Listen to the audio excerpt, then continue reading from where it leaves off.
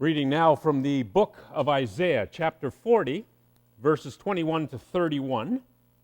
And if you'd like to read along in your pew Bibles, you'll find this passage beginning on page 780 in the Hebrew Scriptures. For those of you who are grieving any loss whatsoever, I pray that these words will bring you some measure of comfort. Do you not know? Were you not told long ago? Have you not heard how the world began? It was made by the one who sits on his throne above the earth and beyond the sky. The people below look as tiny as ants. He stretched out the sky like a curtain, like a tent in which to live. He brings down powerful rulers and reduces them to nothing. They are like young plants, just set out and barely rooted. When the Lord sends a wind, they dry up and blow away like straw. To whom can the holy God be compared? Is there anyone else like him? Look up at the sky. Who created the stars that you see? The one who leads them out like an army. He knows how many there are and calls each one by name. His power is so great, not one of them is ever missing. Israel, why then do you complain that the Lord doesn't know your troubles or care if you suffer injustice? Don't you know? Haven't you heard? The Lord is the everlasting God.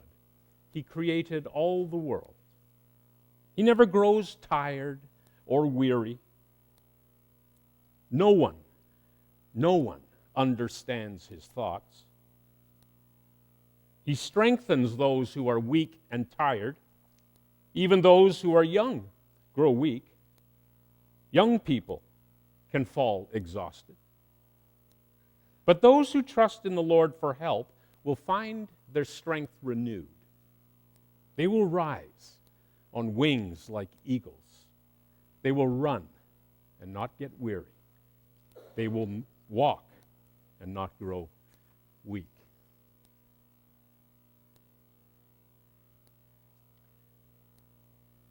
Don't you know?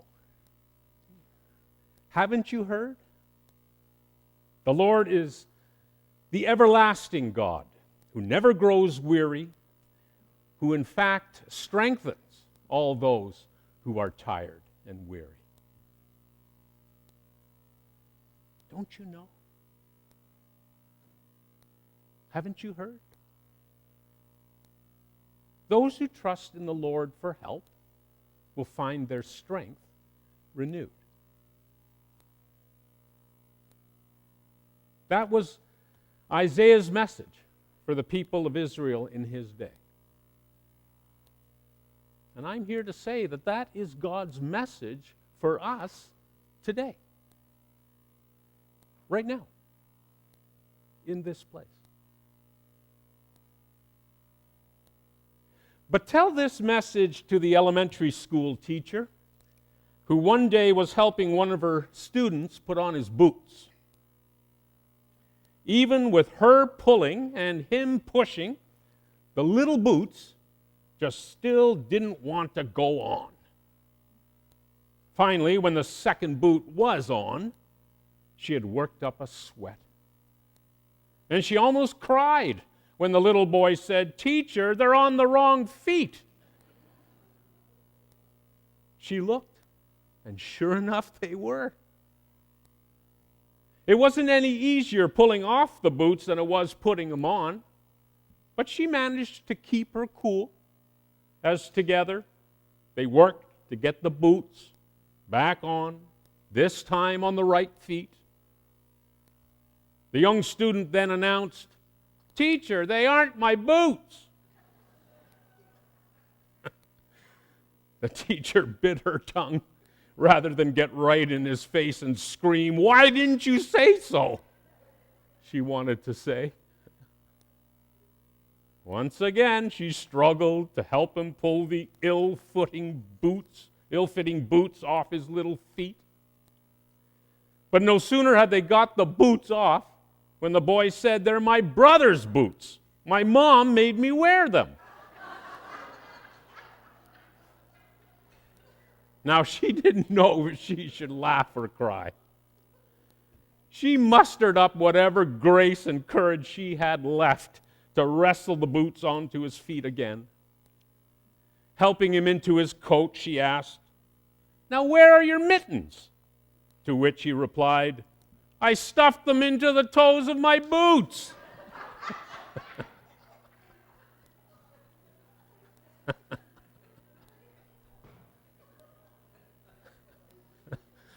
Can you imagine how exasperated that teacher must have been?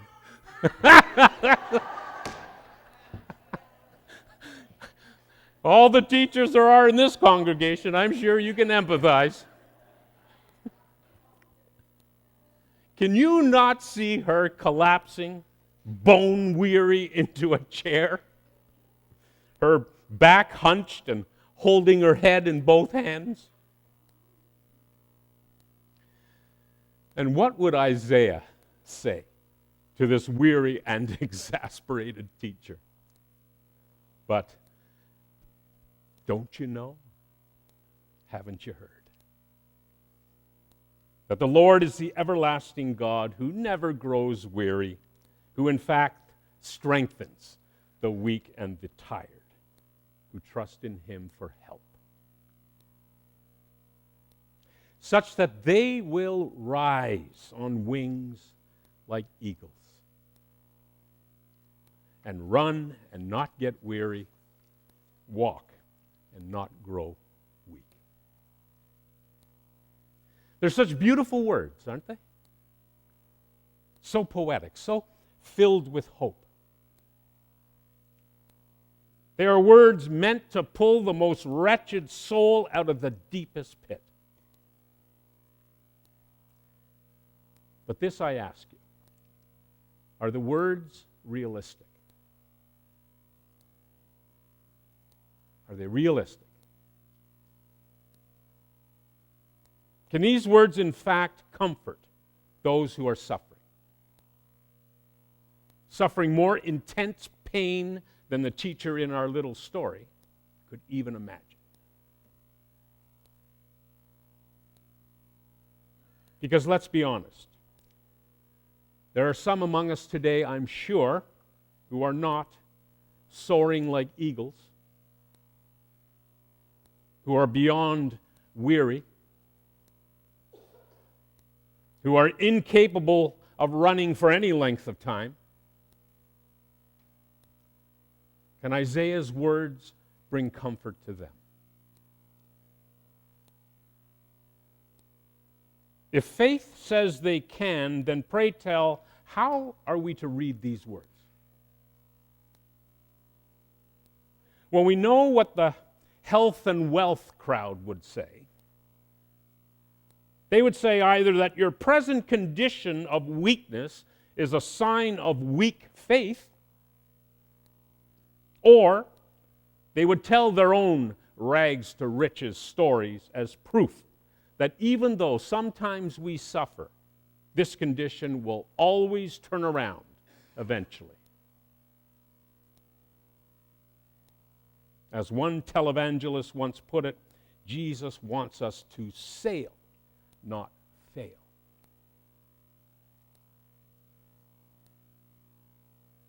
Okay, so let's admit that we do believe that God is pulling for us and that God does care for us in all the various situations in our lives. Let's admit that this is our faith and that there is great hope and wonderful imagery in the closing verses of Isaiah 40, and that we should not want to belittle that imagery or downsize its hope on account of our knowing that at any given moment there are people whom we know and love who cannot, and I say again, cannot see themselves in the soaring eagle picture. This is the challenge. Though we must cling to this faith and hope as best we can, at the same time we must be sensitive to the pain of others. Sensitive to the pain of others and not turn so grand a promise as Isaiah makes into something that may make suffering people feel worse or cause them to feel even farther from God than they may already feel.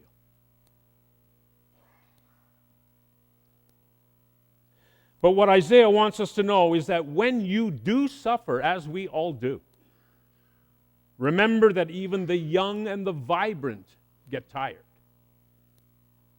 Even they stumble and fall. The good news of these verses from Isaiah is not that we never fall, but that we never fall for good. Right? That's the message. And whether God's renewal of our strength or His lifting up our lives happens in this life or the next, and whether the precise form of that lifting up is what we imagine it to be, I put it to you that the promise is true and very real. But I will qualify my claim. The promise is only as true and real as your faith will allow it to be. It's only as true and real as your image of God or how you imagine God. First, as this great creator of the universe, and second, as the intimate caregiver that God is. A caregiver that is as close to you now as your own breath.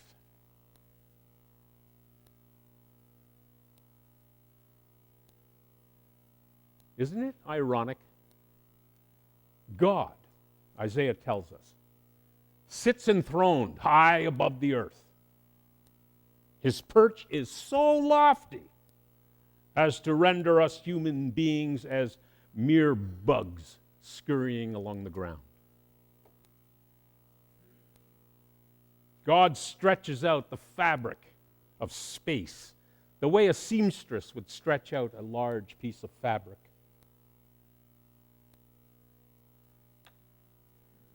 And when it comes to even the mightiest people on the planet, God is able to buy and sell them with ease.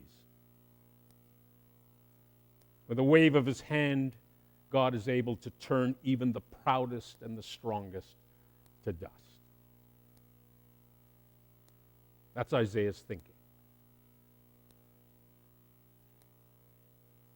But having peered briefly at the earth as God might see it, Isaiah then turns our gaze back to the starry skies of the night.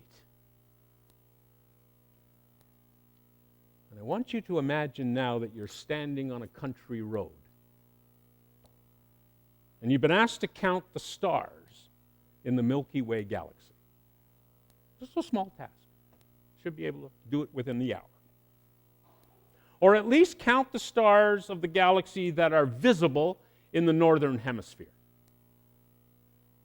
Okay, that's your task. It's mind-boggling, isn't it? Do you even think of counting? And here we're talking about the visible stars. What about all those stars we cannot see? Just for fun, I want you to think now not about the visible stars, but about those parts of the sky that don't contain any visible stars. The blank or the black patches of darkness. An astronomy professor did just that one day in class. He zoomed in on one of those apparently blank patches. Patches of darkness on the slide he was showing. And he then superimposed onto it what the Hubble Space Telescope saw in the very blank patch when it cranked up its magnification.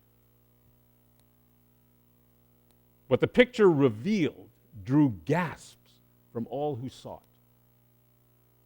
it. In that seemingly empty space, in that part of the night sky, the Hubble photographed hundreds and hundreds and hundreds of not stars, but of galaxies. Galaxies.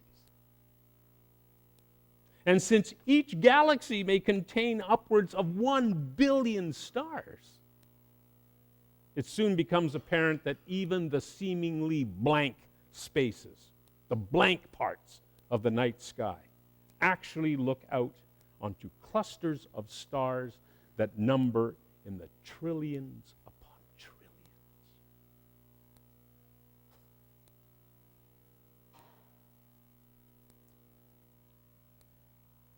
Who created that starry host? God asks through Isaiah. Who calls them each by name? And even the star-gazing Israelites of old, much less we who can see so much further and deeper into space, hear this question and can respond only with some gasp along the lines of, "Hoo-hoo."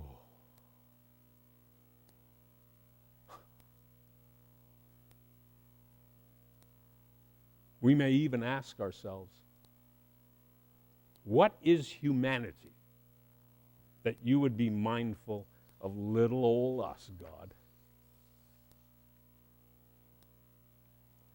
We look out onto a universe clotted with more whole galaxies than we can count and say, what is the entire planet Earth?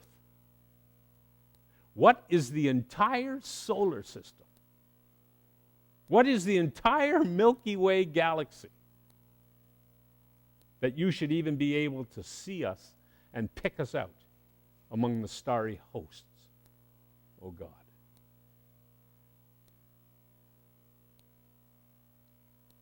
We feel, and let's be honest, unmade by the vastness of space. Or as any number of atheists today would answer that question, we don't matter. We can't matter.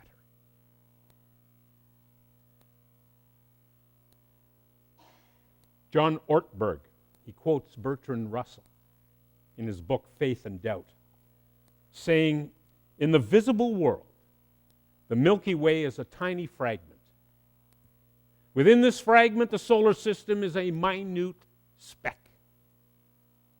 And within that speck, our planet is a microscopic dot. On this dot, tiny lumps of carbon and water crawl about for a few years until they are dissolved again into the elements of which they are compounded. As Ortberg wryly comments, is it only me, or is that the tiniest bit depressing?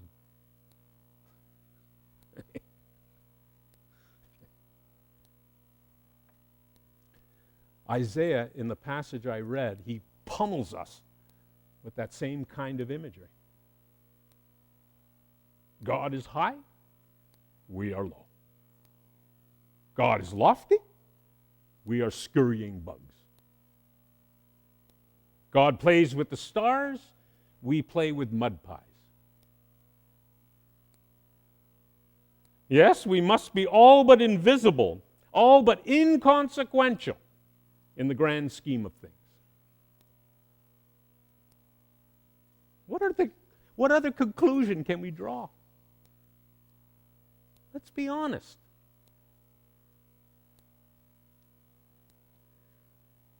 It's ironic, isn't it, that the Isaiah passage more or less sets us up to draw just such a conclusion. only to read in verse 27, Israel, why then do you complain that the Lord your God doesn't know your troubles or care if you suffer injustice?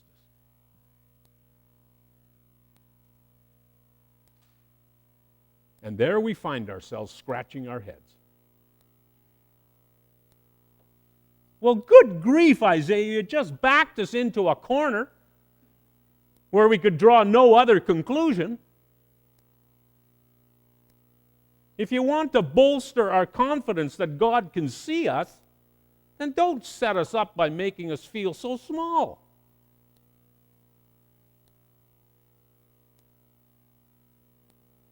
But that's just the irony, isn't it? Every time the Bible wows us with the awesomeness and the grandeur of God and the magnitude of God's never-ending creation, we're immediately told that this same God uses that same almighty power in attending to us, to our lives, to all that we do. No matter how vast the universe is, no matter how awesome and almighty our great God is, none of it gets in the way of God's tender regard for every last one of us. Isn't that amazing? Like the stars, God knows our names too.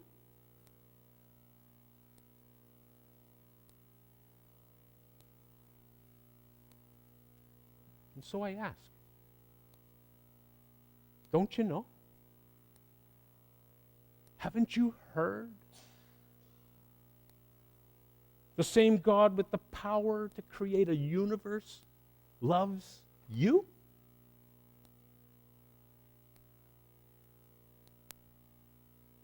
You matter to God? You and you and you and you and you and you, all of us, you matter to God? You're loved?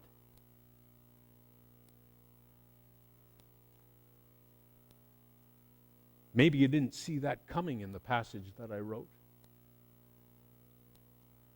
Maybe my words hammered away too much at your littleness. But what a nice surprise ending I gave you, isn't it? What a nice surprise ending God has given me to tell you. For it is His words that I speak. I'm only Isaiah, the prophet. Those who trust in the Lord for help will find their strength renewed. They will rise on wings like eagles. They will run and not get weary. They will walk and not grow weak. Now,